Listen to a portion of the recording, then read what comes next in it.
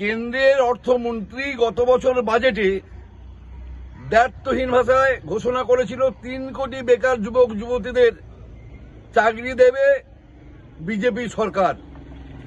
আবার আগামী শনিবার কেন্দ্রীয় বাজেট পেশ হচ্ছে, 3 জনও চাকরি পায়নি।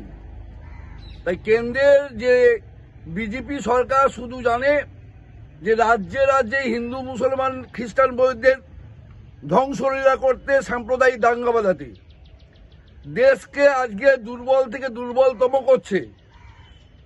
গ্যাস থেকে আরম্ভ করে সবকিছুর বাজার দর বেড়ে যাচ্ছে।